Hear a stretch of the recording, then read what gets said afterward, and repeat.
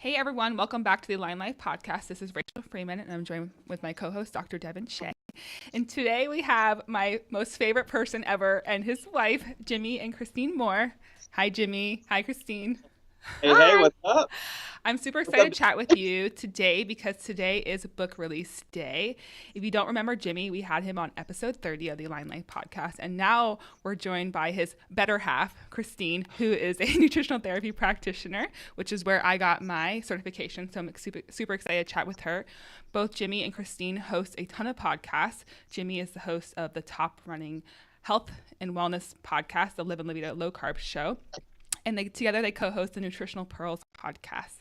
Today is the release of their brand new book, Real Food Keto, which Jimmy is showing up on the screen, and we're really excited to chat with him about that today. But Real Food Keto is all about taking a nutritional therapy approach to low-carb, high-fat dieting, and so we're really excited to have you both on the show today. So welcome. Thanks for having us, guys. Yes, definitely. So NTP interviewing us would be awesome. So yes. So I'll get to psychoanalyze Jimmy from my mental health background, and then I'll talk nutrition 101 with Christine. So it's perfect. Hear me out. And Dr. Shea will just judge your spines over here. Jimmy, your posture looks great, buddy. So very proud of me. So today is book release day, which is super exciting, but I want to kind of talk about the small elephant in the room, about your Instagram. What happened, Jimmy? What went down yesterday? Because what are the odds that your Instagram would take I almost said a bad word, we won't go there, but take a dive down the toilet the day before it's about to release? What's up with that?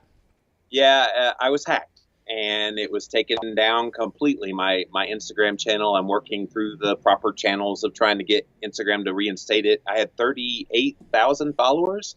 It's not chump change. And so, it was kind of disheartening, but you just make lemonade out of lemons when stuff like that happens. I rolled with it. I put it out there. I got hacked. Can you guys help me? And I had about 50 people post, go refollow this guy. He's got good information. I think you were one of them. So thank you for that. So you just deal with life stuff. And at the end of the day, everything will work out.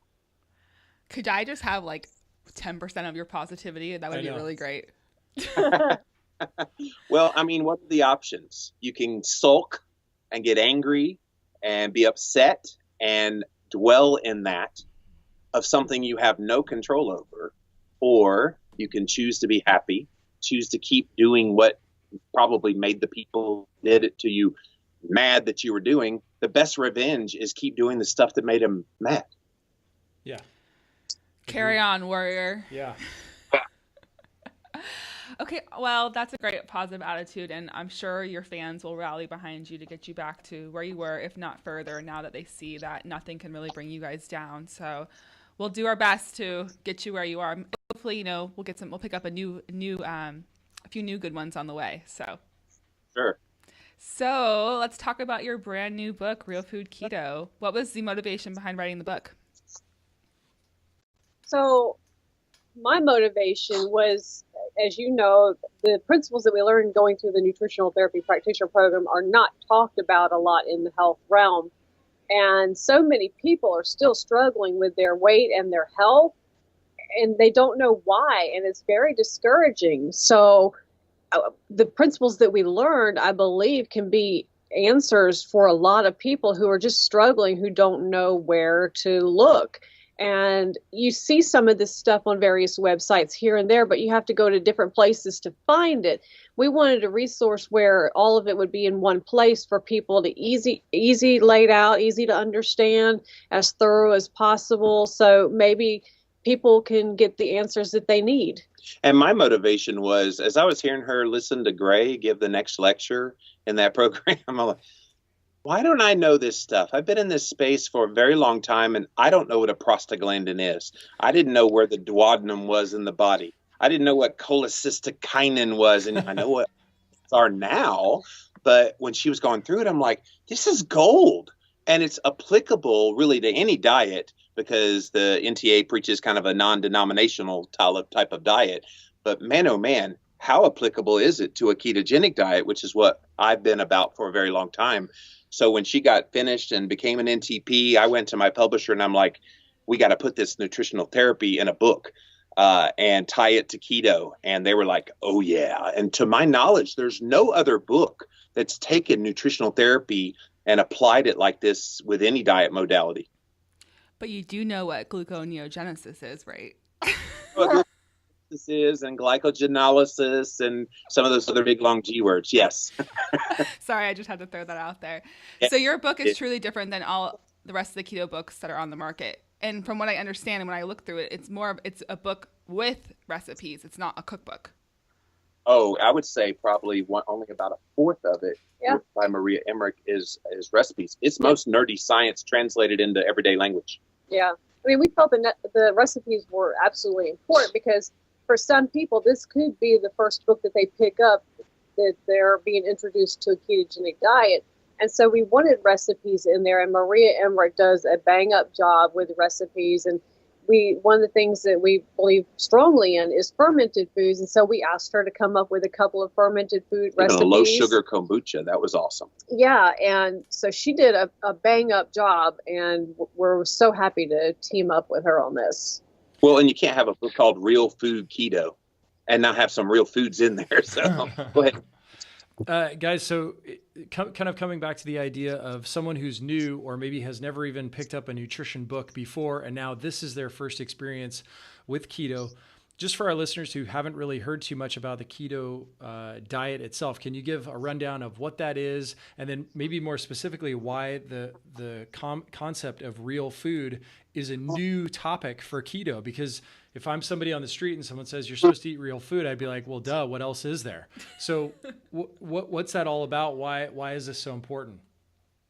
See, this is why I wanted to be on this podcast. They know how to ask really good questions.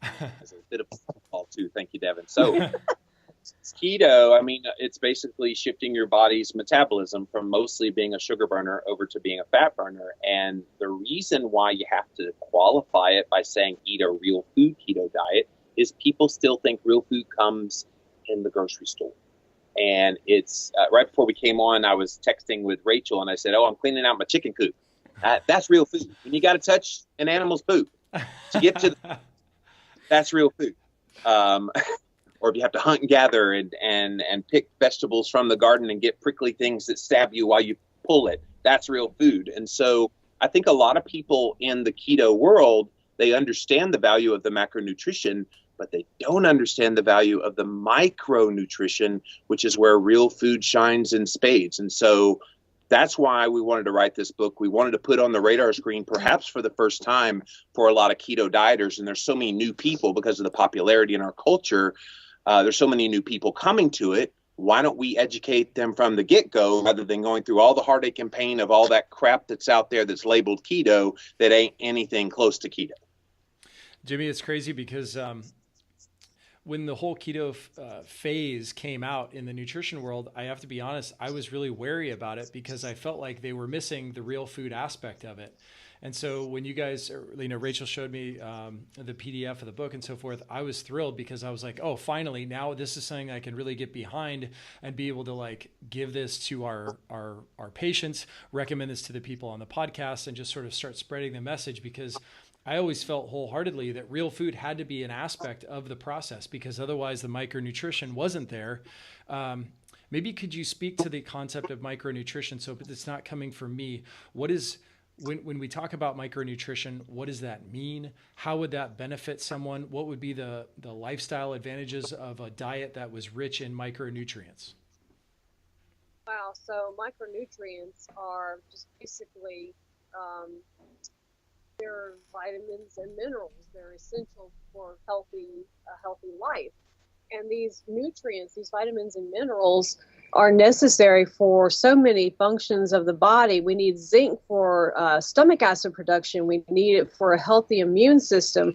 Iodine is a good antibacterial, antifungal, antivirus agent.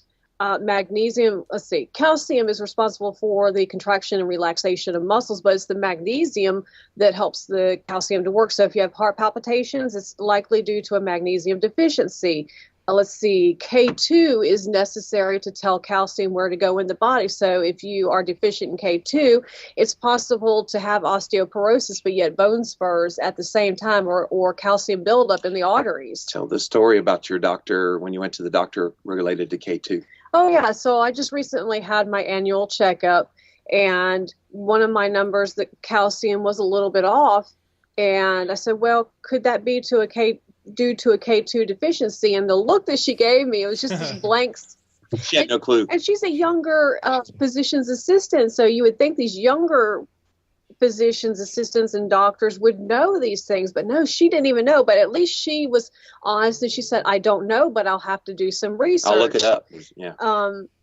And I kind of knew the answer to it. I just kind of wanted to see what she would have to say about it. She was testing her. So, gosh, so many. Your fat-soluble vitamins A, D, E, and K. You need proper amounts of fat in your diet to be able to absorb these vitamins. If you're not, they can be dangerous. They build up in the body, and you don't pee them out like you do the water-soluble vitamins. But D is obviously so necessary for bone health. And I have found in my own life that I need vitamin D for good mental health. My vitamin D, I had it tested several years back when I was having some joint pain. I went to see a rheumatologist. First thing he checked, to his credit, was vitamin D, and mine came back 9. I was severely deficient. Really bad. So he immediately put me on a D2 supplement. We know that D3 is better. We threw that away. But once I got my vitamin D up, I was able to come off all of my anti-anxiety medications. She was on Paxil for a decade. Yeah. And all it was vitamin D deficiency and probably a bit of a fat deficiency. You were still eating a low-fat diet at the time. Yeah, a little bit of B vitamin deficiency, too, because I find that if I don't take my B vitamins, I start to struggle there, too. But, yeah, so these micronutrients are so essential to have a healthy lifestyle, and it's so easy to get them in these real whole foods. And this is something that we provide in the back of the book. We take each mineral and each vitamin and give real food sources for these vitamins and minerals, so you can do your grocery shopping according to this list. And can I make one more point about the real food, why we're emphasizing it? Because there's a lot of people who have eaten locavore, they've eaten primal, paleo, and they get the real food aspect, but they don't know about keto and all the benefits that it could bring. So I think it's really a nice match when you kind of take these concepts from nutritional therapy along with the real food, which goes along with that, and then applying in the right circumstance. And we talk about those circumstances in the book. A ketogenic approach, it could be powerful, especially for people dealing with brain health issues and mood disorders and all of this stuff that we know a ketogenic diet helps with. Mix the best of both worlds, have real food and keto, and that's what we're trying to communicate here. And then you got that whole segment of the population that doesn't give a crap about either one. So we're trying to put it on their radar screen for perhaps the first time, and then practitioners like yourself giving you some kind of a resource that says, hey, you don't understand what I'm talking about? Here, go read this book, and it becomes this kind of useful tool that then helps educate the populace. I definitely do that. I think I have like 4 of your books on my shelf. So when anyone has a question, I'm like, here, let Jimmy tell you, because he'll do a better job than I can ever. But that does come up. I get questions about keto probably at least 3 times a week, whether it's from a client or just someone in my in my family or community, because everyone's talking about it. But they all are skeptical, and they say, like, I mean, can anyone really do this long term? That's like the thing that comes up. And I always say, well, I don't know, because I don't know if you can do it long term. Some people can. And that's where I sometimes question just diets or protocols that require you doing something that's long term. So why do you feel like this is a sustainable approach for people? And how obviously you don't know if keto works long term because you're only X amount of age, you know what I mean? So how do you predict, or how do you teach people to look at it from a long-term sustainable perspective? And how do you define long term? In the research world, long term is 1+ years. But to me, long term is 10+ years. And if you've been doing well for 10+ years on one said protocol, although even that, the goalpost moves because you're older, hormones change, all kinds of things change in your body. So how do you know? It's always one of those things. Just kind of do an annual checkup on yourself. If it goes to see a practitioner or something, just do something where you track, all right, how am I doing? What's going on? Where are things that I can improve? Where are things that I'm doing very well? And just kind of do a self-analysis. And in my work, I'm trying to talk about that a whole lot more, that you're the boss in the whole relationship about your health. You are the CEO of you. And if you're not taking care of you, who else is? Your doctor may or may not be able to take care of you. Even your NTP may or may not be able to take care of you. You could have subluxations and have your back cracked by a chiropractor, but does that answer all of your health questions? No, not necessarily. You have to figure it out on your own. So, it comes back to that individual responsibility. And if you want to see if something works, hello, it's called N equals 1. Go give it a go. Don't do it 3 days and say that keto thing didn't work for me.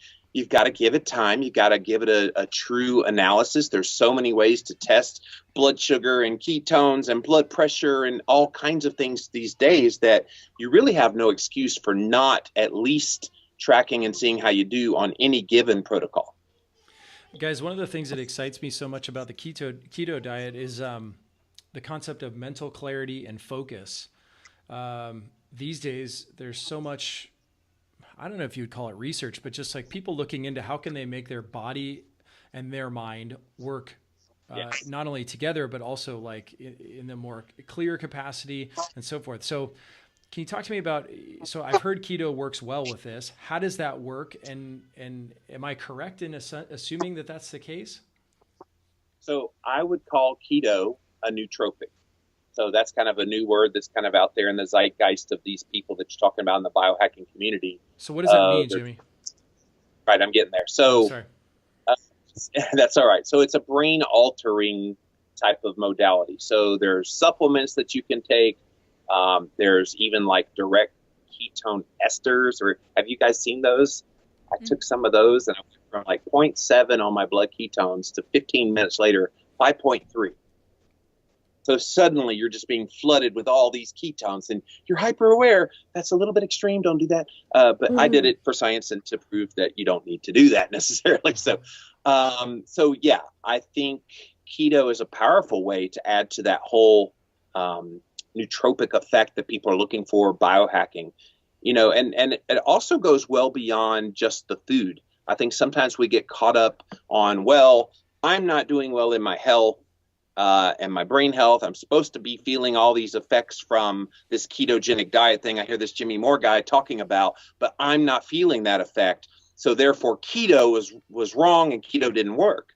And I'm going, well, maybe you've got some other biochemical things going on that need addressing before keto can actually work well for you. And so there's so many kind of moving parts to this, but to answer your question, I think keto is a powerful modality for mental clarity, mood stabilization. My brain stays sharp all the time. And I used to be an angry guy when I did low-fat diets. This lady right here will tell you I was not a happy camper when I ate low-fat diets. And as soon as I started eating keto, I kind of became a chill pill, didn't I? Well, and here's the thing. Our brains are 70% fat. So are you calling me a fathead? I am. And so our brain prefers fat. There are some functions of the brain that require glucose, but as you know, through gluconeogenesis, you can create the glucose you need that way. So our brains love fat. And what is a ketogenic diet? It's low carb, moderate protein, high fat. So it definitely is good for the brain. Can we talk about that for a second, protein? Because I feel like that's a debate. Some people think you should be lower protein. Some people think you should be higher protein. Some people think protein doesn't matter. That's the nutrient that you use for whatever you have left over in the day. Can we talk about protein? Because I'm pro protein. Yeah, so am I. Protein's good. So why are you guys pro protein? I'm curious. So go ahead. I was just going to say, we're all a bio-individual, and my concern with a high protein diet, and that could look different from person to person, but a high protein diet like so let's just say what Jimmy did, 3 to 1. You got to explain that, not to throw that out there. Sorry, so I did an experiment earlier this year on one of my podcasts, the Keto Hacking MD podcast, where we do biohacks on ourselves. Me and this medical doctor, Dr. John Lemansky, we decided let's do 3 grams of protein for every 1 gram of fat, and basically 0 carbs just to keep all the other things stable. So I did that, and I didn't respond well to it at all, despite the fact that I still was on a higher fat diet. And we kind of get into this trouble when you say, well, I'm all about higher protein. Well, define what that means, because higher protein, than 1 is 2. Higher protein than 10 is 11. So it's like you have to define what you mean. So are we talking what I was eating was about 46% of my calories were coming from protein. That was a gob of protein. Yeah. 30%, 20% of your caloric intake. So I think that's where this issue gets really muddied, is sometimes people will hear us talk about low carb, moderate protein, high fat, and they hear, oh my gosh, you're not eating enough protein, whereas that could still be 20-25% protein as your calories, a percentage of your calories. Yeah. So the definition of the terms and what people hear when you say those kinds of things is important. Yeah, that's where we get into so much trouble. So many people, when Jimmy was doing his N=1 many years ago. Of nutritional ketosis. Yeah, nutritional ketosis. They tried to do the same macros that he was doing, and maybe that's not best for them. So, but my concern with high protein diet is that the majority of the people are deficient in stomach acid. You need proper stomach acid to digest your proteins. What's it do? The proteins putrefy. Putrefy. I just love that word, putrefy.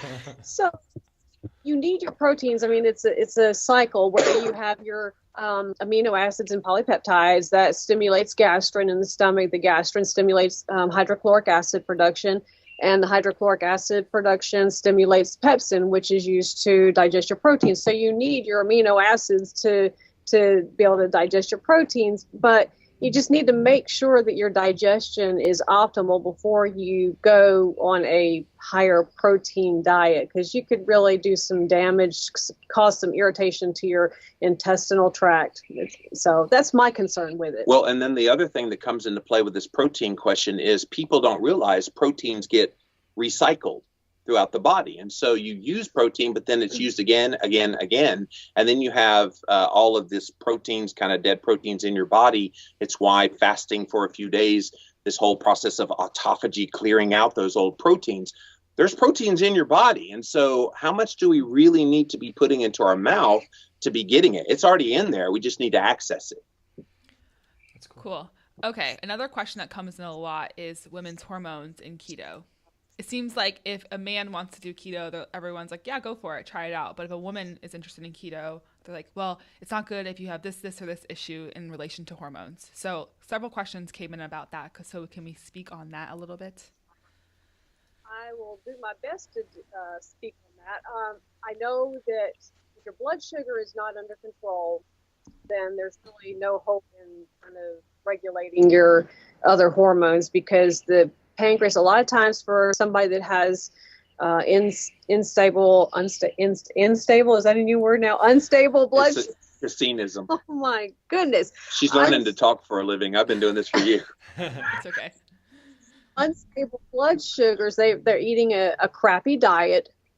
And so what's happening is if they do this for a long period of time, their pancreas is starting to get worn out, their liver is stressed, so the adrenal glands kick in and produce cortisol.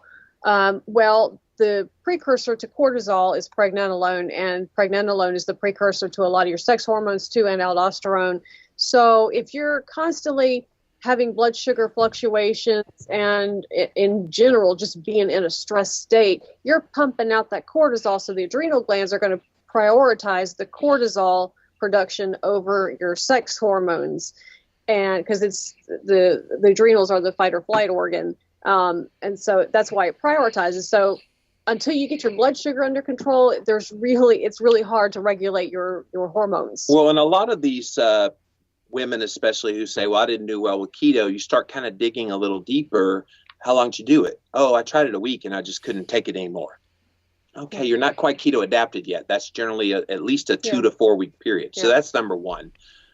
Number two, perhaps, and women are notorious for this, eating too few calories. Yes. will Yes. totally mess with your hormones. Yep. So when you eat a ketogenic diet, you need to do it with adequate amounts of fat. And that's where that fat phobia, it's hard to break that, especially in women, but it even hits guys as well. But women, especially who've been in diet mentality their whole life, well, low carb's good, low carb, low fat must be better. Mm-hmm. And so they're not understanding the value of adding in even the real food-based fats that we talk about.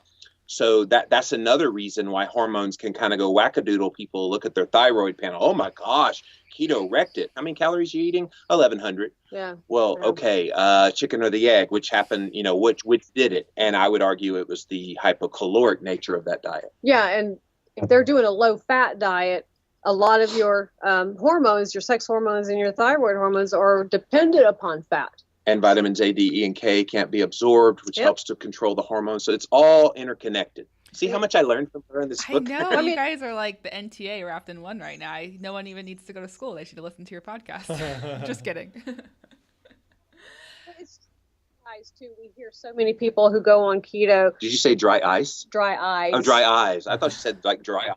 It was like It's not. fog machine in here real soon. Or... It's not the health that's causing the dry eyes. It's an electrolyte imbalance. So when you go keto, you dump a lot of your fluids, and that can create an electrolyte imbalance. Sorry, I have dry eyes. I need to Yeah, wipe. and a lot of people develop dry eyes. So it's not keto. They're just not hydrated. They're not getting their minerals like they should. I encourage anyone who's listening to this on audio to just go ahead and come over to our YouTube and watch this on video. It's super entertaining. You're only getting like 20% entertainment when you listen to audio. So just so you know, you guys are funny. Podcast. I forgot where I was even going because Jimmy's like pouring water in his eyeballs over here.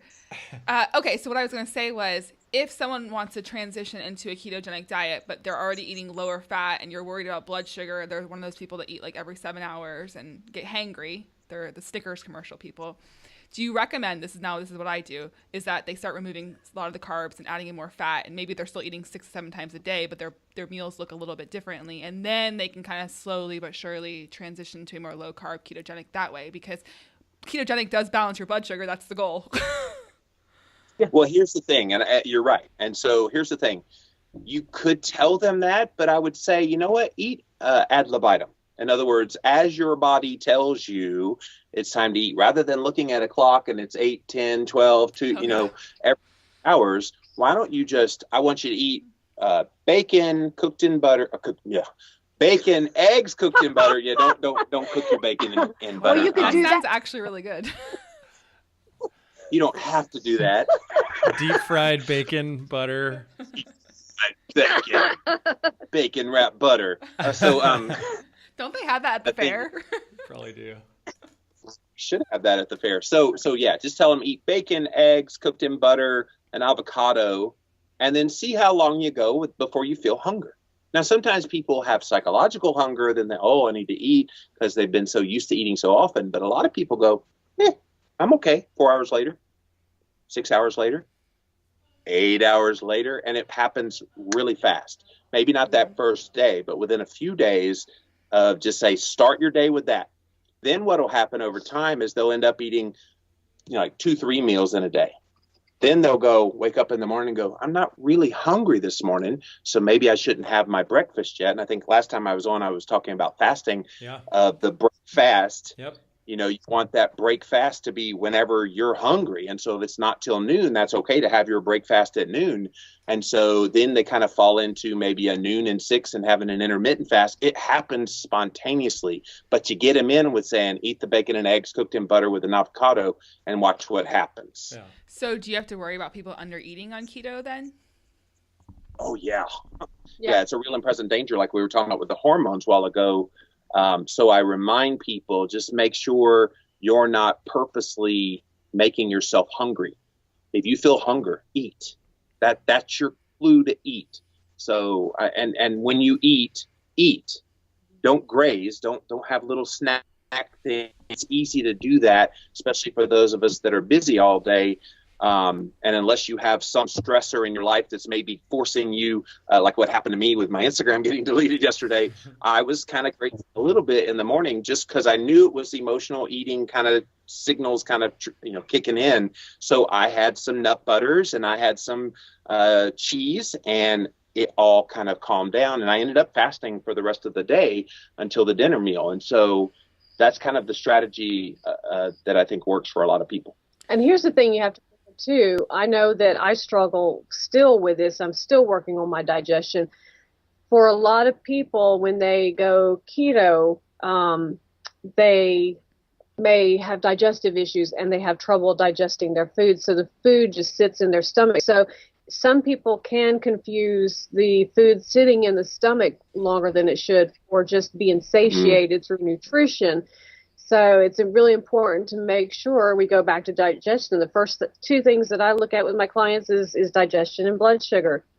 And so it can be very easy for some people to undereat because they're not properly digesting their foods. So guys, we're talking a lot about first steps. So besides someone going out and picking up Real Food Keto and reading that, if that's the first step, what would be the second step you would encourage them to start focusing on if they wanted to move from their traditional diet into more of a ketogenic version? Oh, I mean, I think if people are wanting to get like really basic, I would not say Real Food Keto is a basic keto book. If you want a basic keto book, it's that one right there. I wrote this almost 5 years ago, Keto Clarity. Yeah, Jimmy's holding up Keto Clarity, guys. So if you haven't read that, check it out. It's definitely, I totally agree with you, Jimmy. I think that's a great sort of, what were the series of books that they used to say, like for dummies? It was so-and-so for dummies, right? So this is sort of like Keto for Dummies would be the Keto Clarity book. Is that okay? I'm putting words in your mouth, but. Readers, dummies. My 300,000 readers worldwide, I would call them dummies. So. But yes, in a nutshell. Question: fiber. How do people on ketogenic make sure they're getting all the insoluble and soluble fiber that they need for optimal digestion? Yeah, we do. So, especially in the carbohydrates chapter of the book, we talk about the importance of those carbohydrates, and it's really important to feed your gut microbiome. So you can get those in the form of your leafy green vegetables, non-starchy veggies. That provides a good amount of fiber. I know at times I've taken a fiber supplement, but I mean, I've Metamucil? A long time ago, yes. Long time ago. What do you take now? I just do vegetables. Yeah. I don't take it. Is that getting both types of fibers that you need? Yeah, I mean, as far as the research that I've done, we talk about the, oh gosh, I'm drawing a blank here now. We talked about the Rachel different. Rachel does that to people on the podcast. I know. We talked about the different types of fibers, and in my opinion, you can get all of the fiber that you really need. So, Rachel, which ones are you concerned about? I always get them backwards, but the ones that feed the large intestine for like the more binding, as far as going to the bathroom. I have clients that have issues in that regard. So making sure, like the stuff that comes from like oats or bran. Yeah. I talked to Dr. Terry Walls about this issue of making sure you're feeding the gut flora properly. She said you can get all the fiber that's necessary for that from green leafy vegetables. Yeah. So maybe some people might need more or different types or more cooked down or whatnot, but you can get what you're saying is that you can get what you need just from the non-starchy. Yeah, and here's the thing too: if you do have digestive issues, it's a good idea to cook your vegetables in a slow cooker. It's easier on the digestive system and kind of work your way up. Well, and especially if you're trying to be ketogenic, which was part of the role of this book, Real Food Keto, we're trying to give people the keto options. Obviously, if you can have oats and have those other things and not have it affect your blood sugar and not have it detrimentally impact your health, that's probably okay. That's actually what one of my questions was about, like including some carbohydrates that feel good for you. So you're saying that you can still be in ketosis, maybe, and still have oats as long as you are monitoring your blood sugar or how you feel, or maybe you get out of ketosis with the oats and then you're back in it later in the day with some fasting. Well, and I would liken it to what athletes that are keto do. So I've talked to a lot of ketogenic athletes on the Live and La Vida Low Carb Show podcast. Mark Cucuzella, most famously a medical doctor that's a runner. And he was telling me, hey, look, the keto world has to stop fearing us athletes and when we strategically use carbs right before a race. So he's fat adapted all the way into it, low carb, moderate protein, high fat. And then the day of the race, he eats 150 grams of carbohydrate in one sitting, mostly like sweet potatoes and that kind of thing, maybe a little bit of oats. And then he burns through that really fast in his race. And then after the race, he tests his ketones and he's well in ketosis, despite the 150 grams of carbs. So I think we kind of get lost in this discussion with nutrition of thinking, well, ketosis is X amount of carbohydrate. And I think that's a horrible way to look at it. Mm-hmm. Ketosis is what's bringing you into a ketogenic fat burning state. Mm-hmm. And if you can have oats and have 100 grams of carbohydrate and still get into ketosis, more power to you. I can't do that. I have to keep them very low for me, but I come from a different metabolic background than other people. Yeah, it's bioindividuality, and that's why it's so important for you to test for yourself. I know for me, sweet potato, cassava flour, Yeah, tell the cassava story. So, I mean, the sweet potato and the cassava flour have the same result, but so I was curious. She's laughing because there's a story to everything. But it's a good story. It's a good lesson in the fact that you should test. We were at a paleo restaurant when this happened. So I was curious to see how these resistant starches would affect me. And so I had some cassava flour. I tested my blood sugar at baseline. It was in the lower 90s. Ate and then tested 30 minutes after I ate it. My blood sugar was up to 196, almost diabetic range. And then at hour 2 is still in the 180s. It still wasn't back down to normal by hour 6. So obviously that. And you weren't feeling good either. I was feeling shaky. I was feeling jittery. And so for me, those things are a no-no. And now that I know what happens to my blood sugar eating those things, I, for the most part, stay away from them. And it really wasn't a whole lot of it either. No. It was some little thing that she had made in the paleo restaurant. Yeah. Mission Heirloom, which is now closed down. Yeah. I wonder why. Just kidding.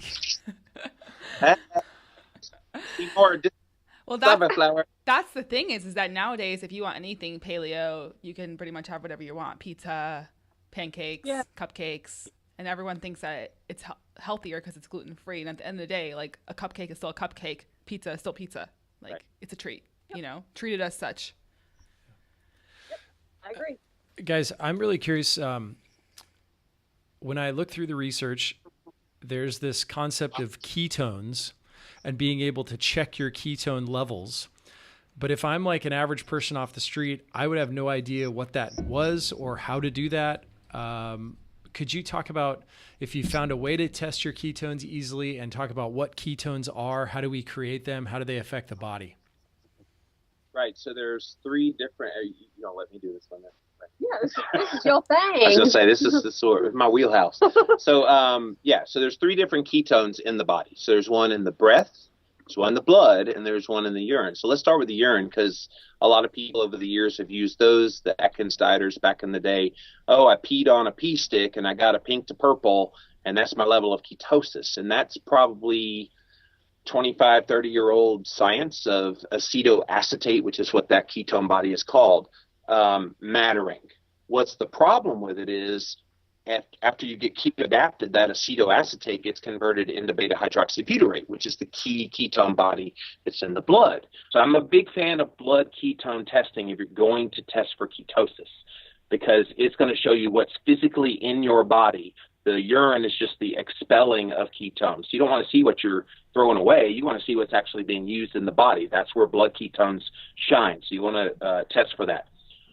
There is one other way to test for ketosis on the way out, and that's your breath. That one's called acetone. Yeah, just like the nail polish remover. It's sometimes why people have what? That just sounds gross. I know. Well, that's why some people have that halitosis that can smell like nail polish. And so it's the acetone that's coming out. Well, that's also an expelled version of ketone, but unlike the urine, it actually correlates pretty decently with beta hydroxybutyrate. So if you don't like pricking your finger, which you got to do to get blood, you might want to try the breath ketone, but I'm no fan of the urine ketone. Plus, it's gross. Who wants to pee on the stick? So that's what it is. But here's the thing. You could start keto without testing. And I think sometimes people obsess about numbers. And if you're one of those obsessors, I would say don't test, along with don't step on the scale, along with don't fret and stress and do all the things that will make your blood ketones go to pot because you're so stressed and your blood sugar's gone up. It's not going to be helpful anyway. But you know the personality type that you are. If you're the nerdy kind that wants to see every number that comes out of your body, then by all means, please test blood ketones. Keto Mojo is the name of the company that makes a nice blood ketone and blood sugar monitor all in one, 2 different strips. And then the breath ketone, the one that I like is this one called Ketonix, Ketonix. They have a new Bluetooth one that matches up with your phone, so you can see right there the registering of your ketones. But at the end of the day, how do you feel? Are you getting more energy? Is your mood stabilized? Are you getting the benefits of ketosis? Whether you know what that absolute number is or not, it doesn't matter. Are you getting the benefits? And for most people, that's going to be good enough. Yeah, Jimmy, by the way, you did an awesome job with describing ketones and how to test them and all that stuff. Because I don't know, but when I look in the world, nobody talks about that very often. Or it seems like maybe I missed that. Everybody assumed that everybody already knew that type of sort of basic information. So I don't know. I maybe I skipped over it, but it looked like it hadn't been addressed. So thank you for doing that. Well, we addressed it in Keto Clarity. It was in there a long time ago. But yeah, you're right. A lot of people, they just say, well, cut your carbs and you're in ketosis. And I'm going, how do you know that? You have to kind of test and see. Some people, just carbohydrate restriction will put them in ketosis.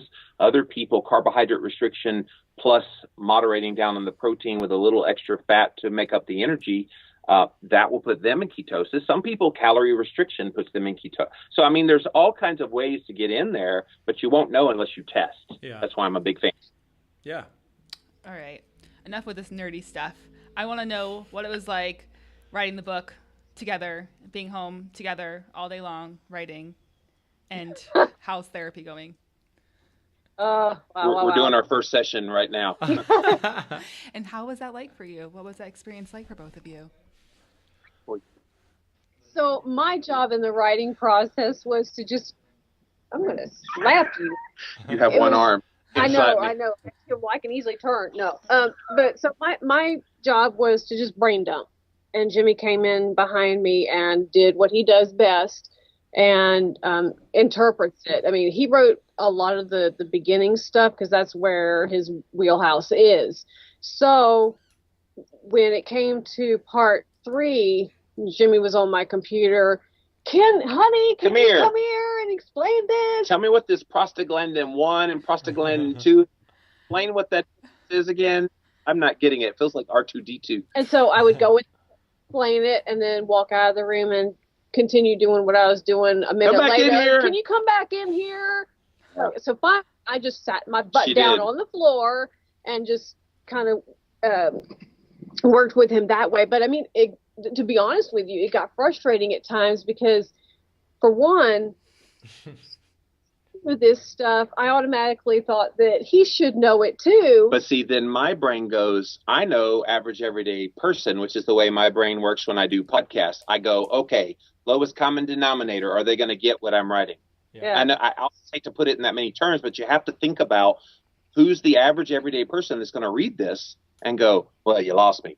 They throw it back on the shelf and they don't pick it up. Yeah. But if you kind of make it funny, and I add a lot of humor in there as well, it attracts people. And then along the way, they learn something. Yep. Yeah. And there were other times where I would need to actually I knew how to explain it, but in order to explain but not it with words. In such a way. Real words. Way that he would understand it. So I would even have to do a little bit of research to say, okay, am I explaining this right? She was using hieroglyphics and Yeah. Like, I really enjoyed the process. I mean, you often hear about how doing something like this, as a couple can be very stressful, and it was. But I mean, it was fun, and I knew that Yeah, it was hard is what we're right now getting to talk about it. It's not fun going through the process with you. But it was cool because you got to kind of feel, because you'd watched me do this a million times with other books. This is my 8th book. So she's seen me do this quite a few times, and especially Keto Clarity, which I rewrote 100 times. This one I probably rewrote a lot as well. So are you guys going on tour? So we're working on that with our publisher. Book tours are kind of a thing of the past. I've never done one, but we would love to do that. So are you offering to host us at Of course. Totally Come on, man. Absolutely. Come to San Diego. We'll show you some keto restaurants. We were just thinking about, because I've got an event where I'm speaking in LA at the Metabolic Health Conference, Dominique D'Agostino's group, and it's like late January, early February. We were thinking, hey, we could just do a little West Coast, San Diego, San Francisco, on up the coast. Yes, we would love to work together. Jimmy, last time we talked, you're supposed to be taking some vacation time, some time off. When's that happening? So I'm actually November, December. I am away from the Living La Vida Low Carb show, from Keto Talk, from Keto Hacking MD. I'm still doing this one with Christine because we've been writing this book all year and haven't been able to do the Nutritional Pearls podcast all year. So we're going to kind of keep that one going on Mondays, at least till at least Thanksgiving.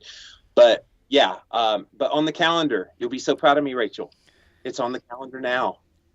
It is definitely. Technically, you're still working. It's November, but I'll give you till Thanksgiving. Well, see, when you're an entrepreneur, the work stops. I know. That's the problem. So, but 2020 is the big goal. 6 months off. I'm not writing any books. My publisher already knows. I'm not going to do any podcasts. I'm going to disconnect, and not because a hacker disconnected me from it. I'm going to disconnect from every single social media, everything. And I'm truly going to be off of any work for 6 months in a row. It'll be the ultimate N=1. See if we can take care of some of the belly fat that's just plagued me. Lots of stress there. Wait, so 2020? 2020. What so month? It's not that long. 2 years. July. So you have another year and a half. Year and a half. Well, I got 4 more books coming in the next year and a half. So. Oh my gosh. Jimmy, you're the man. I love that persistence, man. I love it. Guys, it's cool, but it sounds like when you wrote the book, you kind of took the best of both worlds. You had one person that was there for more of the scientific background to kind of go real deep into the nerdiness. And then we had the other person that was there to kind of clean it up, make it user-friendly, and then be able to put it out into the world, which it sounds like from a book perspective would be an ideal version for the average person on the street. So guys, well done. That's really cool. I'm excited to take a look at it. Thank you. It's kind of my jam, what I've done with all the medical doctors I've written books with before. Yeah. They brought the science. I brought the translation of said science. It's a match made in heaven. Yeah, for sure. Well, I know you guys have a super busy day because it is book release day. I'm sure you have IG lives and podcasts and talks lined up. So I'll be curious to check in with you at the end of the day to see if you're still talking to each other. This was the. Hey, everybody. It's my voice. You'll be in this. So episode 5,000. You'll be in separate rooms. Like, don't talk to me. I can't talk for the next 24 hours. So I'll check in with you then. But where can people find the book? I'm assuming where all books are sold, but what is it that you need from people and where should they go? Yeah, so realfoodketo.com is the website. We're actually posting all of these interviews that we're doing there, along with all the stores, Barnes & Noble, Books A Million, all that. Costco is going to have it the week of Black Friday, which is very prestigious to be able to get in there during the holiday season. And then, of course, Amazon.com. And coming in like 3 weeks, she and I, in this here studio, recorded the audiobook to it. So I've been doing audiobooks for like Keto Clarity, Moment of Clarity quote, Dr. David Perlmutter. So she got to experience a little bit of that kind of. That's hard. Was that fun? That was hard. She's like, oh, I'm reading a book. It's no big deal. Oh, yeah, watch this. And she saw how hard it was. So that's coming. And so realfoodketo.com. But you also have a nutritional therapy practitioner page now, right? Yeah, it's rebootingyournutrition.com. And you can write me there, ask about my rates and services, and I'll explain to you what all's involved. And just send me a message. I'll get back with you. And I'm at livinglavidalowcarb.com or Google Jimmy Moore. The first 3 pages is all my stuff. Cool. And when people buy the book and love it, what would you ask for them to do? Write a review. Writing a review definitely helps. I think it's undervalued that people don't realize when they love a book that they should write a review. It really, really helps out Check out authors. the lower lip out. Oh yeah, put the lower lip. People need to understand that reviews are everything these days. And so if you're really loving a product or a show or whatnot, especially because a lot of the information that people provide is essentially free or a labor of love. You don't get what you don't get paid what you all the effort and hard work you put into it. So reviews are they're always appreciated and always welcome. So if you love this show and you love the book, leave a review. Everyone here appreciates it. But we really thank both Jimmy and Christine for coming on the show today, especially knowing that today is a super busy day for them. And so we thank them for their time and all their knowledge and education that they provided you, the listeners, for free. And if you love it and want more, check them out and make sure you go grab a copy of their book, Real Food Keto, and let us know how you like it. All right. Thanks you guys so much. Awesome. Thank you. Thanks, Rachel and Devin. All right. We'll see you next week on the Line Life podcast. Have a good week.